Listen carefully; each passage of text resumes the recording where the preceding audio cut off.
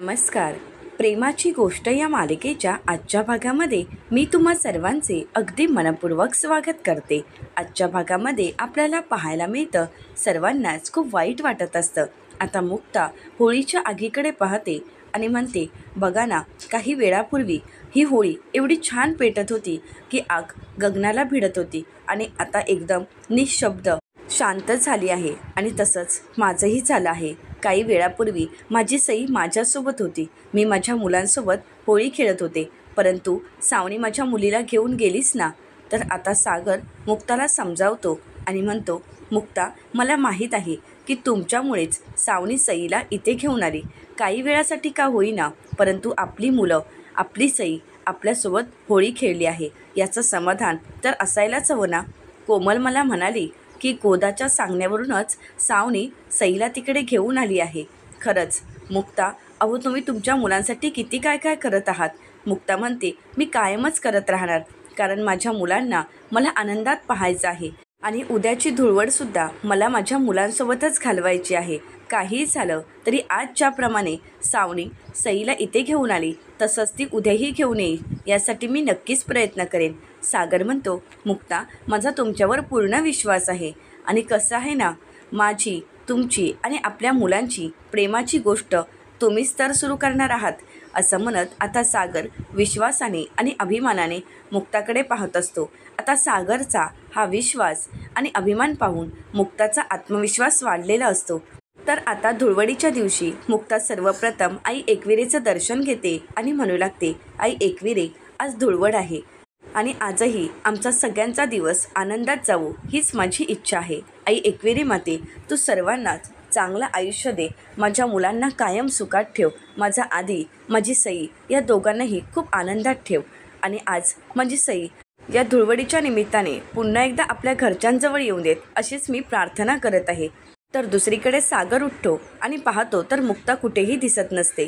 सागर मुक्ताला सगळीकडे शोधत असतो, परंतु मुक्ता कुठेच दिसत नसल्यामुळे सागर म्हणतो, अच्छा, आज धुळवड आहे. मग आज बघा ही धुळवड सागर कोळी कशी साजरी करतो. पहिला रंग तर मी तुम्हालाच लावणार आहे. असं म्हणत आता सागर बाहेर ठेवलेल्या रंगांपैकी पिवळ्या रंगाचा रंग आपल्या हाताला लावतो आणि मुक्ताच्या मागे येऊन उभा राहतो. आता मुक्ताची देवपूजा झाल्यानंतर मुक्ता मागे वळणार तर सागर तिथेच उभा असतो. आता सागर आपल्याला रंग लावणार हे मुक्ताच्या लक्षात येतात. मुक्ता सागरची दिशाभूल करते, त्याला प्रसाद भरवते आणि तिथून पळ काढते.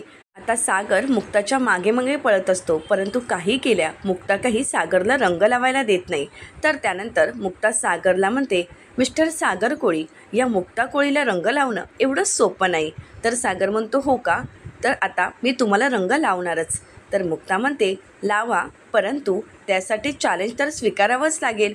बघू तुम्हाला दिवसभरामध्ये तुमच्या या बायकोला रंग लावायला जमतोय का. सागर म्हणतो, तसा प्रयत्न तर मी करणारच आहे आणि रंग तर तुम्हालाच लावणार आहे, परंतु पहिला रंग मीच लावे ना. तर मुक्ता म्हणते, हो सागर, अहो पहिला रंग तुम्हीच तर लावणार आहात. असं म्हणत आता सागर मुक्ताच्या खांद्यावर हात ठेवत मुक्ताला मिठीत घेत तो आता मुक्ताकडे पाहत असतो. त्याचवेळी आता इंद्राताई आलेले असतात.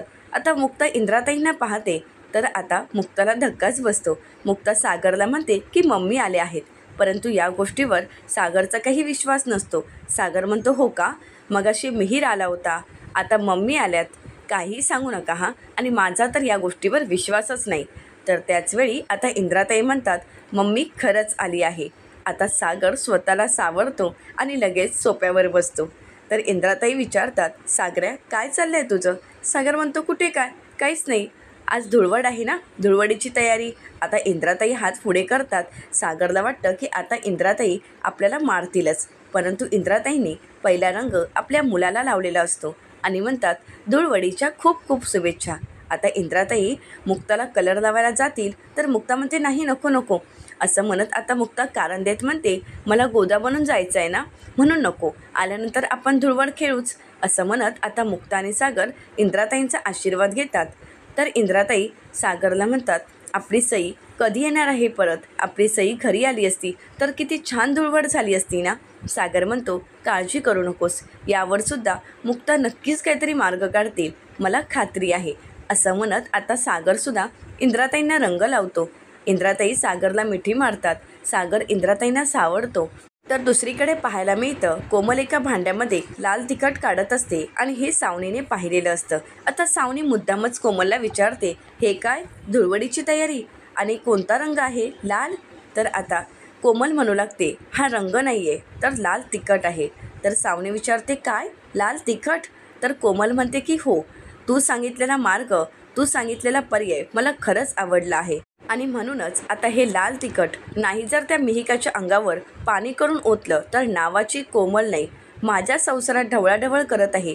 तिच्यामुळे माझ्या संसाराची राखरांगोळी होत आहे. आता तिची जळजळ कशी होते हे तू पाहतच राहा. आता कोमल एवढी भडकलेली पाहून सावनीला मात्र खूप आनंद झालेला असतो. आता भडकलेल्या कोमलला अजून भडकवण्यासाठी सावनी म्हणते, कसं असतं ना, ज्यावेळी आपण दुसऱ्याची जळजळ व्हावी असा विचार करतो त्यावेळी आपल्यालासुद्धा स्वतःची काळजी घ्यावीच लागते. म्हणून एक काम कर, अगोदर स्वतःच्या हाताला तेल लाव, नाहीतर तुझीसुद्धा जळजळ होईल. तर आता कोमल म्हणते, काहीच हरकत नाही. त्या मिहिकाला सळो की पळो करून सोडण्यासाठी माझ्या हातांना जळजळ झाली तरी मला काहीच हरकत नाही, मी ते सुद्धा सहन करेन. परंतु त्या मिहिकाला मी माझ्या संसारातून बाहेर काढणारच आणि आता मला कोणीही थांबवू शकत नाही. आता कोमलचं हे बोलणं ऐकून सावनीला खूप आनंद झालेला असतो. सावनी तिला म्हणते, बेस्ट ऑफ लक असं म्हणत सावनी तिथून निघून जाते.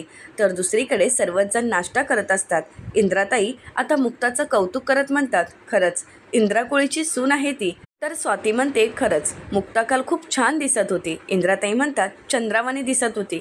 तर स्वाती पुढे म्हणते, परंतु मला एक कळलं नाही की मुक्ताने नवस कधी केला होता. इंद्राताई म्हणतात, हो ना, मलासुद्धा तिने नवस केला याबद्दल काहीच सांगितलं नाही. परंतु मुक्ताकडे पाहिल्यानंतर मला माझे जुने दिवस आठवले. मी सुद्धा असे हंड्यावर हंडे घेऊन नवस केला होता. तेव्हा कुठे हा सागरा झाला आणि आज मुक्ताही आपल्या मुलांसाठी असंच काहीतरी करत असेल ना. सागर म्हणतो की हो, हा नवस तिने आपल्या दोन्ही मुलांसाठी, सई आणि आदित्यसाठी केला होता आणि आजही मुक्ता धुळवडीच्या निमित्ताने आपल्या सईला घरी घेऊन येतील यावर माझा पूर्ण विश्वास आहे. तर आता लकी म्हणू लागतो, परंतु जर सई इथे आली तर सईसोबत ती सावनीसुद्धा येईल. तर इंद्राताई म्हणतात, मी घाबरते का तिला? कोणी घाबरायची काहीच गरज नाही, आता तर मी तिला धडा शिकवणारच आहे. असं म्हणत इंद्राताई आता सावनीला भांग देऊन तिचा तमाशा करायचा ठरवतात. सागर म्हणतो, जे काही करशील ते जपू ना. तर आता इंद्राताईंच्या या प्लॅनमध्ये स्वातीसुद्धा सामील झालेली असते. तर दुसरीकडे पाहायला मिळतं सई झोपेत असते, परंतु आता सईला तिच्या जुन्या धुळवडीचे दिवस आठवतात. सागर आणि मुक्ताईसोबत केलेली धुळवड तिला आठवते. ते क्षण तिच्या डोळ्यासमोर येताच ती झोपेत तर हसत असते आणि नकळतपणे सागरला आवाज देत म्हणते, पप्पा. आणि आता मुक्ताईला आवाज देत म्हणते, मुक्ताई. आता मात्र मुक्ता तिथे आलेली असते, परंतु गोदाच्या वेशामध्ये आलेल्या मुक्ताला काहीच करता येत नाही. आता मुक्ताचेही डोळे पाणावलेले असतात. सई ज्यावेळी झोपेतून जागी होते त्यावेळी मात्र निशब्द होते, कारण हे सगळं काही स्वप्न होतं. हे सगळं सईच्या लक्षात येतं. परंतु मुक्ता आता सईला सावरते, तिला होळीच्या शुभेच्छा देते आणि तिला रंगही लावते. तर त्याचवेळी सावनी येते. आता मुक्ता सावनीला रंग लावणार तर सावनी म्हणते, ए काय करतेस हे तू? मला हे रंग चालत नाही.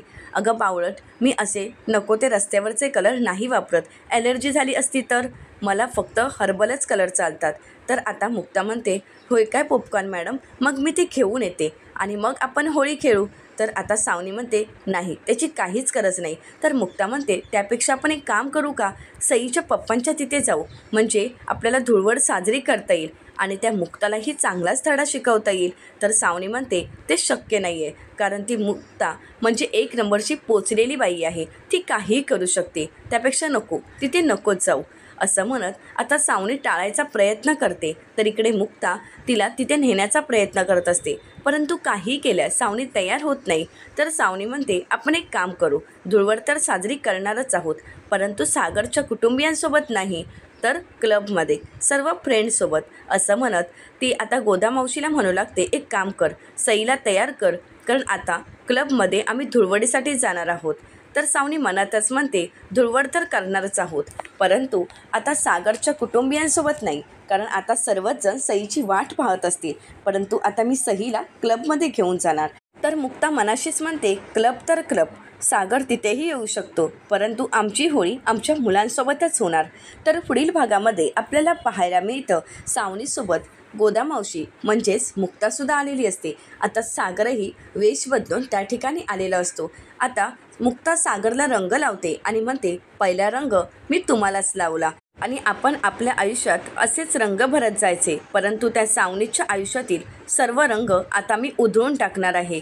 मी माझ्या सईच्या केसालाही धक्का लागू देणार नाही. तर आता सागर म्हणतो, सईच्या केसांचं ठीक आहे, परंतु तुमच्या केसांचं काय?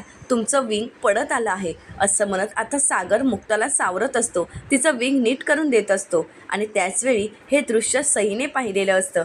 आता सईने आपल्या मुक्ताईला अगदी बरोबर ओळखलेलं असतं. सई म्हणते, मुक्ताई. आता सागर आणि मुक्ताला धक्काच बसतो. ते दोघंही सईकडे पाहू लागतात.